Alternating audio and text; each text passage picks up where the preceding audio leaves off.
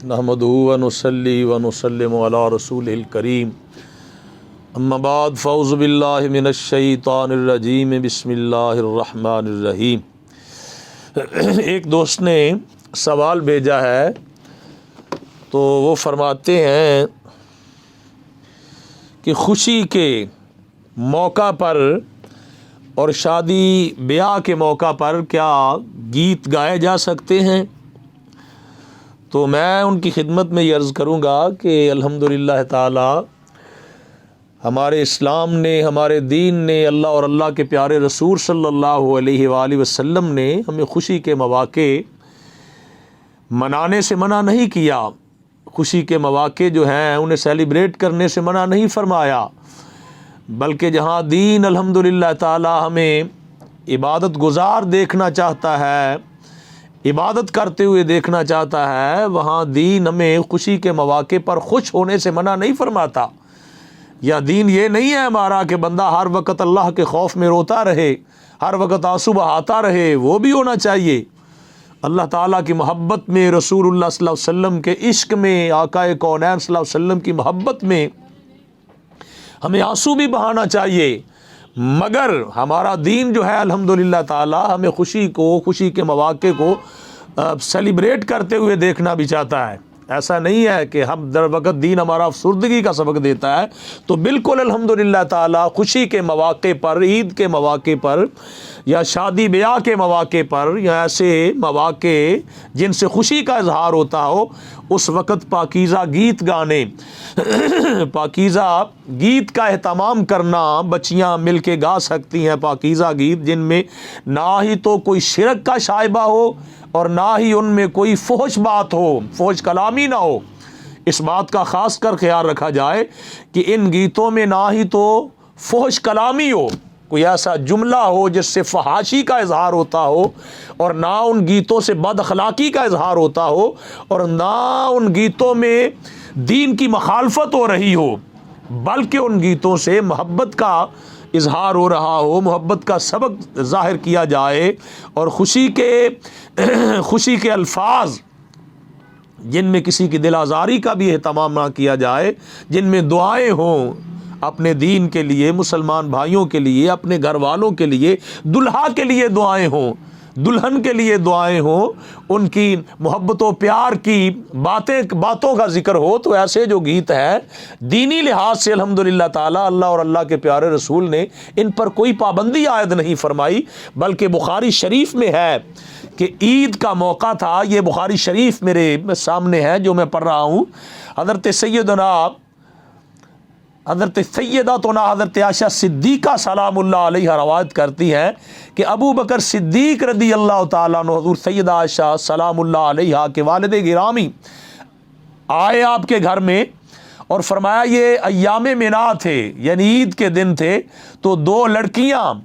दो बच्चियां आपने फरमाया कि दफ बजा कर गा रही थी, और रसूलुल्लाह सल्लल्लाहु अलैहि वसल्लम अपने चेहरा मुबारक पे कपड़ा ओढ़े लेटे हुए थे सरकार दो आलम सल्लल्लाहु अलैहि वसल्लम। जब हज़रत सैयदना सिद्दीक़ अकबर आए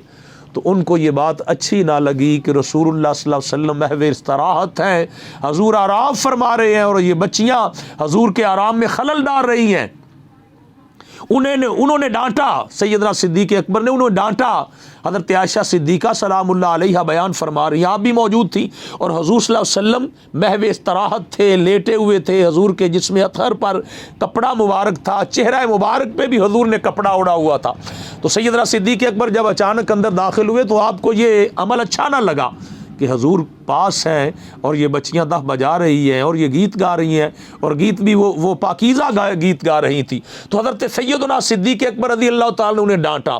जो ही सैयदना सिद्दीक़ अकबर रज़ी अल्लाह ताला ने उनको डांटा तो आका कौनैन सल्लल्लाहु अलैहि वसल्लम ने अपने चेहरा मुबारक से कपड़ा हटा दिया। तो हजूर ने इरशाद फरमाया, दाहुमा या अबा बकरिन, फरमाया अबू बकर, फरमाया इन्हें छोड़ दो, जाने दो, इन्हें ना डांटो, क्योंकि हजूर सल्लल्लाहु अलैहि वसल्लम ने फरमाया ये ईद के दिन है, ये खुशी के दिन है, इन्हें गाने दो। सुभान अल्लाह ताला, क्या यानी बात है कि रसूलुल्लाह सल्लल्लाहु अलैहि वसल्लम ने फरमाया अय्यामो ईदिन व तिलकल अय्यामो मिना,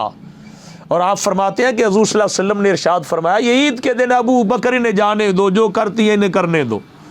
تو اگر یہ خوشی کے مواقع پر ایسے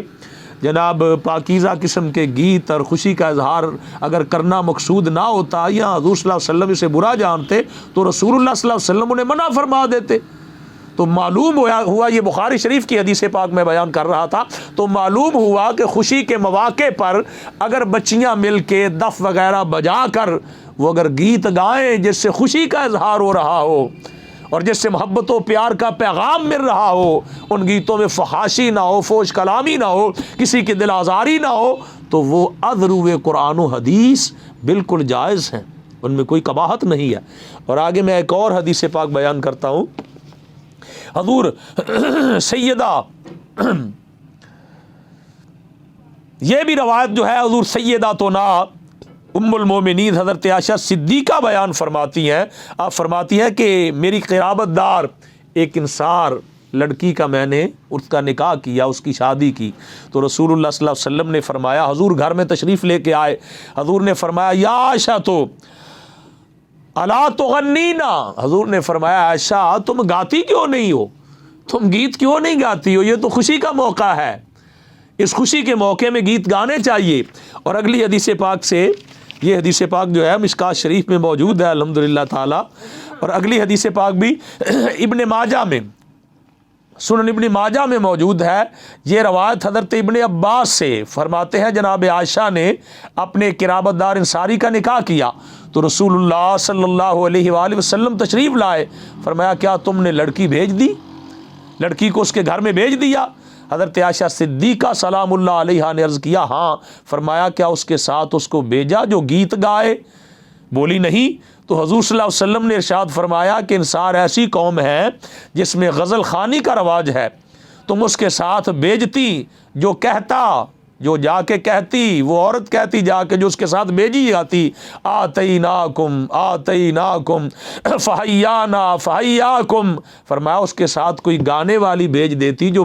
پاکیزہ گیت گاتی اور وہ کہتی جا کے کہ ہم آ گئے ہم آ گئے، اللہ ہم کو بھی اور تم کو بھی زندگی دے، سبحان اللہ تعالیٰ۔ تو ثابت یہ ہوا کہ ہمارا جو دین ہے وہ ہر وقت ہمیں افسردگی کا سبق نہیں دیتا،